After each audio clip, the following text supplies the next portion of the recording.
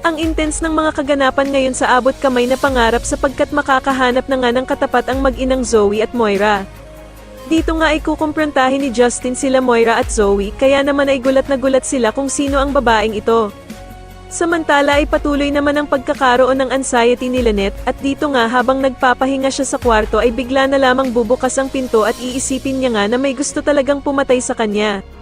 Sa kabilang banda naman ay panghihinaan na nga talaga ng pag-asa itong si Annalyn dahil sa sitwasyon ng Lolo Pepe niya, dahil nang makasalubong niya nga si Doc Lyndon ay bigla na lamang siyang mapapayakap dito habang umiiyak.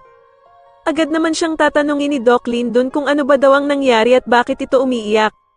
Samantala ay tuluyan na ngang lumalabas ang totoong ugali ng anak ni Giselle na si Justin. Dahil matapos nga ang naging sagutan nila ng ina niyang si Giselle, ay biglang may tatawagan ito at sasabihin na sana nga daw ay ang ina na lang niya na si Giselle ang nakomatos at hindi ang lolo niyang si Don Pepe. Sa kabilang banda naman ay magmamatigas naman itong bruhang si Moira na pumunta sa Apex kahit nga naba na siya dito. Pero agad naman dadating si Giselle at pagbabawalan niya itong pumasok.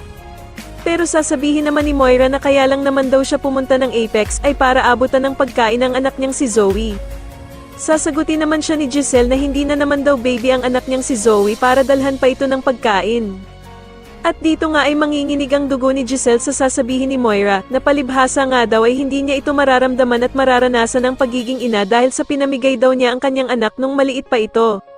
Sa tingin nyo dito na nga kaya tuluyang bumagsak ang mag-inang bruha na sila Moira at Zoe, dahil sa pagdating ng anak ni Giselle na si Justin, mas lalo na nga talagang nagiging exciting ang mga susunod na kaganapan, kaya naman ay mas lalo pa nating abangan ang mas lalong gumigandang abot kamay na pangarap. Maraming salamat po sa inyong panonood at sana po ay masubscribe nyo ako. Maraming salamat po.